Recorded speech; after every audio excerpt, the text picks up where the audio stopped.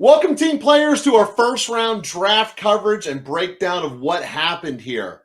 So, in this episode, we're going to go through the first 6 picks that went down on Thursday night.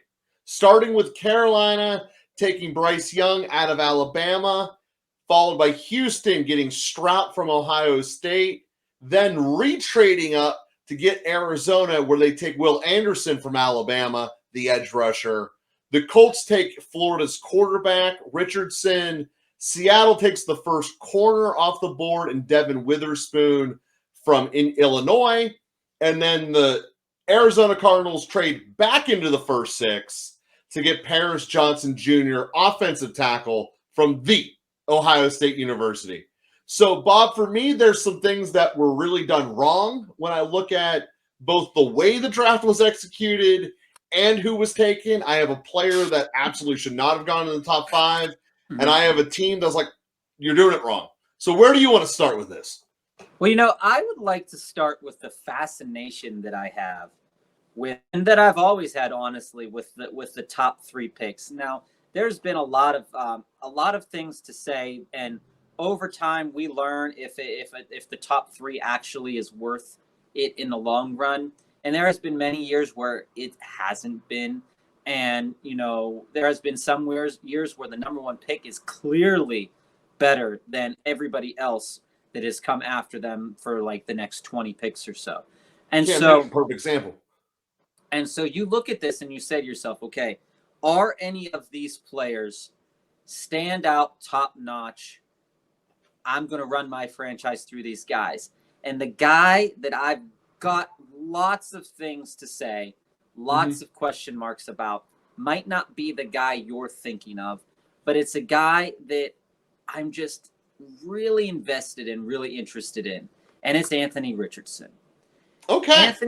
Anthony Richardson going to the Colts. Now, we know that the Colts as a franchise, they have had their share of misfortune at quarterback. They have had their share of issues on defense. They've had their fair share of problems protecting the quarterback over different spans of time. Now, sitting there at 3, I have the opportunity to take anybody I want. Or at 4. Colts are at 4, yeah. Anybody I want, except for Anderson, except for Young, except for Stroud. The decision to take Richardson, in my mind, is a decision that is telling me they are knowing that their team has some pieces that they are liking already, and they want to put Richardson in there to man the helm. Now, Richardson has a great deep threat arm. He's really not that bad of a quarterback, but you have to ask yourself, is this what I should have gotten at 4? Is this the guy that is going to be on my team? Because we say it all the time, and sports media says it all the time too, is that the winners and losers of drafts, you're not going to be able to tell until 5, 6, 7 years down the line, is this guy still going to play?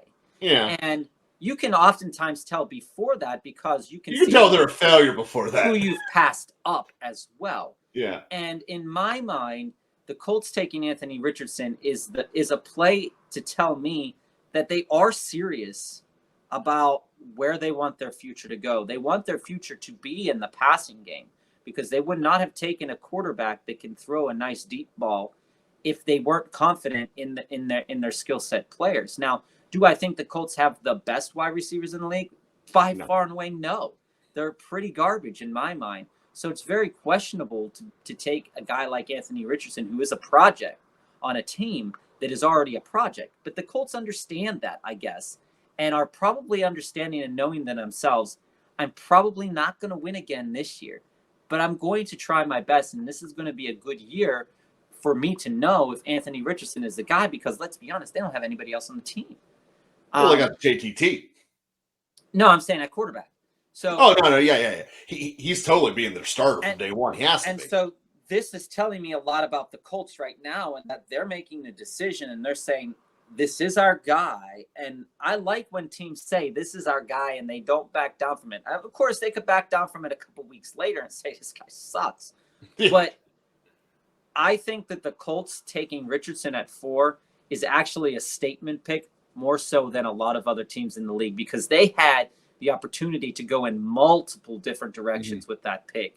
And taking Richardson tells me that they're very, very serious about wanting to win in the future, and they think they have a game plan to do that. I disagree with it, but I mean, they have more information than I will ever have about Anthony Richardson. It's just the eyeball test on him. There's a lot to be desired, but he does a lot of things well. And so, you know, when you look at him, you say, okay, this guy, how many games has he played? He's fresh. I mean, he's young. He's fresh. I mean, he That's hasn't a nice really, way to spin over inexperienced. you know, he hasn't taken a lot of hits. He's going to get used to that on the Colts. And so when that happens, and they've got JTT, who is phenomenal. If Anthony Richardson has a problem, you can always rely on JTT. It's not like the Colts have not ever had a bad quarterback before. We've already seen it happen. So this is, at worst, this is to tell us that the Colts are going to be exactly the same. At best, this is going to tell us that they could be really, really good next year or 2 years down the line. Yeah, and to finish off the Colts thought here, obviously we're filming this before the second round has begun, just for all the audience out there. If they don't go and get an elite downfield receiver, they messed up. They ruined the draft. I doubt that they let that go by. Either the second or third round will be a good deep ball receiver, especially given the fact that there weren't a whole lot of receivers taken in the first round. So they're going to have an early pick in the second round. And we'll be diving into this later on, but there weren't a whole lot of volume-wise compared to last year. Last year, there was like 9 or something like that. This year, I think there was, 3 or 4? I think 4. Yeah. So the point is there's still going to be a lot of talent out there for the Colts to jump on. The team that I think really messed up the draft in terms of what they did is Houston, for 2 reasons. First is they drafted the better player with the second pick. Being the 3rd pick overall. Anderson is a much better player than Stroud will be. And let's just break down the most obvious truth of all truths that we're not really allowed to recommend and rely on, but it's true. There's never been a good quarterback from Ohio State, and there's never going to be a good pro quarterback from Ohio State. And to use the second pick on him is obviously a mistake. You know, Fields can't throw the ball to save his life. This kid has the exact same complex. He has to be wide open to put it there. And the 3 times that ESPN found that they had a tight window, they forced and squeezed the juice out of those 3 plays like crazy. He's not going to be handling pressure well at all because it's the Big Ten. They don't get pressure on Ohio State. None of them do. So we get a quarterback who's inexperienced, who's plenty of pocket time experience, used to having all the time in the world, and is going to the offensive line that has more holes than basically anyone. So that was a major problem. I think they realized in panic mode that they didn't get a stud, and that's why they went and got Anderson, who's the one who they should have taken it to. And the amount that they sold to Arizona to get Anderson is a colossal mistake.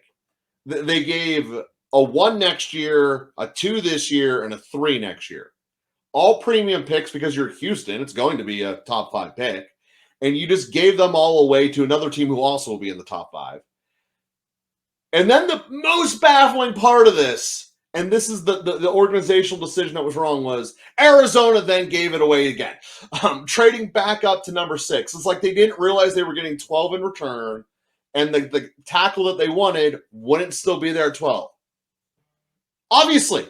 So the whole half of the haul that you got in terms of the prime package, you just gave away, and you didn't have to do it at all. So I think that Arizona's from a GM hit panic mode, unexperienced, and I was very much not okay with that. I'm gonna put a little bit of a different spin on Houston for a moment. Do it, because you could spin an Ohio State quarterback. I want to hear it. Now, I will agree with you that I think that Stroud is going to struggle on Houston. Mm-hmm. But the fan base needs something, and they couldn't have Bryce Young. Here's what I think they should have done, though. This is what I think they should have done. I think they should have taken Will Anderson at 2. And because Will Anderson comes at 2, you kind of had this thing in your mind, I bet, that you wanted to get another guy. You wanted to trade up. You kind of noticed that you might have made an error at 2. But even if you realize you didn't and you took Anderson at 2, the draft capital needed to move back up to, say, 7, 8, 10, 13 to get a second guy. Yeah, they already had the 12th pick. They had 2 and 12. They already had them. This is what I'm saying, though, is that the draft capital to get up, to move up, if you notice a guy falling or whatnot, we're still sitting here going, every year, there's always a guy that falls. Jalen Carter fell this year. Will Levis, despite his many, inadequacies, he's falling. But when you look at what Houston did, Houston could have just waited it out. They could have taken, even if their guy was CJ Stroud and then they noticed that Jalen Carter was falling, they could have done this same trade. And to your point, not given up the same draft capital to get that. Because when I texted you the other day and I said, what are they doing? What are they doing? When you give up a first round pick and you're perennially a top 5 pick, you have to understand that the guy you're taking is your generational talent, the guy that you want to give up the future for. Because which Anderson could easily be. But that's what they're saying to us right now, is that they feel that Anderson is better than the combination that they could have had. And like you said, Arizona, we'll get to that. Stroud, that's the problem. We'll get to that. But I do agree that Stroud is not going to be the best. But do I think he's going to be better than Davis Mills? This is the question. I don't think he will. I'm uncertain. But until we see what Stroud can do on the field with Houston's offensive line, and like you said, I really truly do think that a lot of Ohio State quarterbacks are spoiled because their line is consistently very, very good, and they consistently go to teams that are very, very bad. And then we say this about Justin Fields, like you shared. When they get there, they struggle, and then their mindset gets taken out, and they don't come back. They don't ever come back. It never happens. I've never seen an Ohio State quarterback go from bad or from good in college or great in college to bad and then to good again. I've rarely seen it. I don't think it's ever happened. So this is a big risk that they're taking. But by coming up and trading back to get Will Anderson, yes, I feel like that was, a have-to-do move there. But it was a panic move. But I think it was the right move after you realize what you've done. So I'm not knocking the 3rd pick. I'm knocking the 2nd one. Oh, no, so am I. I'm in complete agreement with you there. That's my twist. I don't like the 2nd pick, but I do like the 3rd pick, even though they had to trade up too much to get it. So I'm knocking the pathway to get there is more so than the pick itself. So starting point, I agree with you. Richardson is I think Richardson, while he shouldn't have gone 4th, is a better quarterback than who they took at 2nd. If they would have just taken Anderson and letting the thing fall to themselves, there's a very good chance you would have gotten either one of them, because there's not that much tangible difference at 12. You let the Colts take whichever one they wanted. Doesn't really matter. It's a very good chance you still would have gotten Stroud and just got him at 12. I mean, maybe Washington would have blown their load to come up, but I doubt it. It just seems like very poor overall draft strategy. And in terms of the players that we didn't discuss here as we're running out of time today's episode, the offensive tackle to Arizona, good pick. I don't like that they had to give up the 2nd that they just got from it. Kind of watered down the benefit of trading down. But also, if you're Arizona, you now have 2 first-round picks that are both going to be top 5 picks next year. So there's a lot of value to that as well. And they didn't have to trade DeAndre Hopkins.